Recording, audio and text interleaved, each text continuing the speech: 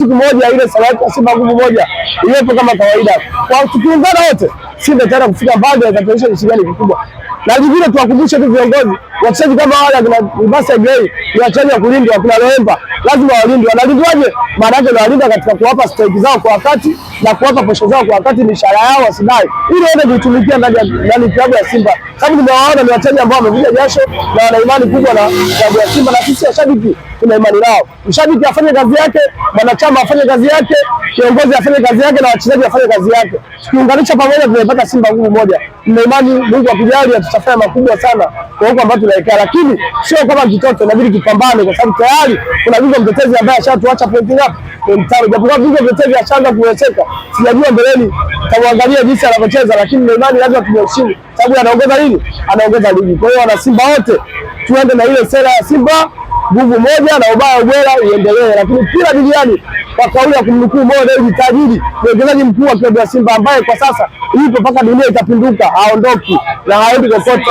Simba na Simba ni nguvu moja, na Simba na kurugenzi na Simba ni bodi ya kurugenzi. Kwa hiyo Simba Sports ina vitu vingi sana ambavyo vina sayansi ya mpira. Wewe shabiki wa kawaida kama hujaelewa, nenda ukasome uelewe, kwa sababu sasa hivi Simba ukitaka uifuatilie inabidi usome, usisikilize tu kwa watu kwa wachambuzi kwenye baadhi ya media, usome wewe mwenyewe. Sisi kama washabiki na wanachama kama mimi fulani kama Jabili na isoma Simba ni elimu ya elimu uifuatilie, sababu ishaondoka kwenye imani ya mpira miguu, iko katika sayansi ya mpira miguu kwa sasa. Kwa hiyo inahitajika hata wanachama na washabiki ile tukasome. Simba inatumia sayansi ya mpira wa miguu. Nyingine zinatumia mifumo gani? Mfano kama Yanga anatumia mfumo wa imani ya mpira miguu. Yaani wana imani tukiliko ukuta tunamfunga Simba. Wana imani kwamba tukienda tukilalamika kwenye TFF sisi tutachukua ubingwa. Maana yake ndio maana wanaenda hivyo. Lakini sisi tunatumia sayansi. Utaona Simba anaruka ukuta na utaona Simba analalamikia ratiba ya nini? Ya ligi kuu. Sababu kwa kujua mtangazaji mpaka leo ninapokuambia kocha wa Yanga Afrika amelalamikia ratiba ya ligi kuu. Sasa ndio wakati anapeleka ile mechi Zanzibar, walikuwa hawajui kuna mechi ya kwenda Singida kucheza. Maana walikuwa wanajua sasa mnaendeni Zanzibar. Sababu TFF alipanga Yanga Afrika acheze na Salama. Sio maana katika uwanja wa Benjamin Mkapa. Akitoka na Salama aende wapi? Aende Singida. Sasa Yanga yenyewe akalishauri akalipeleka wapi? Zanzibar. Sasa wameenda Zanzibar, wanajua wameshuka hapa waende tena Singida, wanakwambia eti ratiba inatubana. Maana yake ni malalamiko ya kitoto ambao sema ndio maana mimi binafsi na wasiwasi na uongozi wa klabu ya Yanga kwenye mpira wa miguu. Na kama kaupepa umekalia wapi? Wasiwasi umekalia hapa, ndugu mtangazaji, kwa sababu haiwezekani mechi unaipeleka Zanzibar wakati ratiba inasoma hapa Benjamin Mkapa. Sasa viongozi mnaamua kwa utashi wenu kupeleka Zanzibar, afu miundombinu mliokuwa nayo ni mibovu. Sababu ukiangalia hapa kinacholiwa ni miundombinu ya fedha ambayo Yanga anayo ya kuunganisha ndege kwenda huku kwenda huku. Ndio maana sasa analalamika, na aliyelalamika ni kocha. Sasa kama kocha kalalamika, Kariba Abbas kalalamika, maana yake ni watu wa mpira, ni watu wakubwa. Kariba Abbas amelalamikia scout ya Yanga. Sasa mimi siwezi kuona kama Yanga na scout. Sababu scout ya Yanga ni engineer Alice.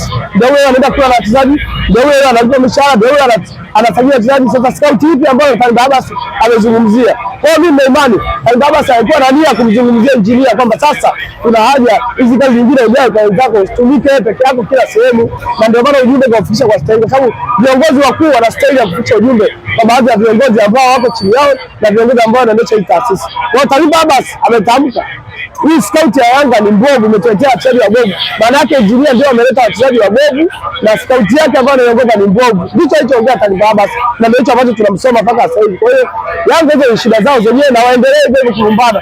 Tayari na sisi wana Simba tukae sawa ili tuweze kufaidika na soka la Afrika, tufaidike pia na ligi kuu, tufaidike pia katika mashindano ya kimataifa. Tangazaji bana, mechi ambayo imeshamalizika mlicheza hiyo ugenini pale ni kama ni Zanzibar. Naam. Yanga akiwa mwenyeji. Tarehe 3 mwezi wa 5 naenda katika uwanja wa Benjamin Mkapa mkuu nyumbani dhidi ya Yanga. Unalipi la kusema? Mimi niseme tu kwamba kuna ile sala yetu yasema Simba kwa Mkapa atoki mtu. Kwa hiyo Yanga aje kwa Mkapa hata kipato cha mtabakuni, kwa sababu nina imani kwa Yanga hii ya Kinajogo, Yanga hii ya Shabara, Yanga hii ya Mzee Pakome, mimi nina imani kabisa Yanga watoke. Raundi ya pili kama vyuma vitaumana tutaenda kulingana na point. Mechi inaamua huku na Lemba, huku na basi Agre, huku una dogo ule dogo janja ambaye wanamuita mzee wao Shomari Kapombe, huku na Kibabage ambaye ana hasira na Yanga alimdhulumu. Mimi nina imani Yanga watoke mechi hiyo, na wenyewe wanajua kuwafunga Simba tena wameshamaliza. Sasa hivi ni zamu yetu kuwafunga wao na kuwadhalilisha. Na nilikwambia siku ile kwamba nina mpango wa kupiga Yanga hat-trick. Sasa bahati nzuri wameponyoka, mwamuzi anaanza kutia mfukoni goli moja la Selemani Mwalimu, lakini ilikuwa anapiga magoli matatu Selemani Mwalimu. Kwa mimi nina imani katika uwanja wa Mkapa, mechi ya marudiano, Yanga waje kwa Mkapa na tutaujaza uwanja na tutaona ambacho kitatokea.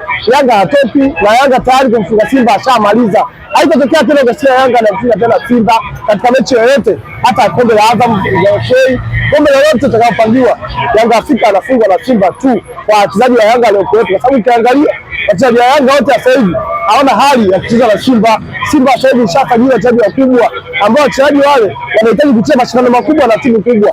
Sasa hivi ukimzungumzia mchezaji kama Libasi ya Gay, ni mchezaji ambaye ukienda pale PSG unamkuta yupo bila wasiwasi. Ukimzungumzia mtu kama Shomari Kapombe unamkuta pale kama yupo pale, hata pale Misri yupo National Real, wapo akina Yapini wao. Kwa mimi nina imani kabisa raundi ya pili mechi inayofuata Yanga na mfunga katika uwanja wa Benjamin Mkapa bila shida yote. Ndugu mtangazaji, aje tu kwa wingi na waje waone tunafunga, na hii sasa ile kusema uwanja umefungiwa, waache unafiki. Uwanja uko wazi na uwanja uko tayari kutumika kwa ajili ya mashindano yote na mechi zote, na tarehe 15 anacheza na Azam hapo anaweza akafungwa pia, na ndio maana Faisal ameamua kujivunja ili asubirie mechi ya Yanga aeke energy, asubirie Yanga sababu ana hasira nao, washamlisha chumvi.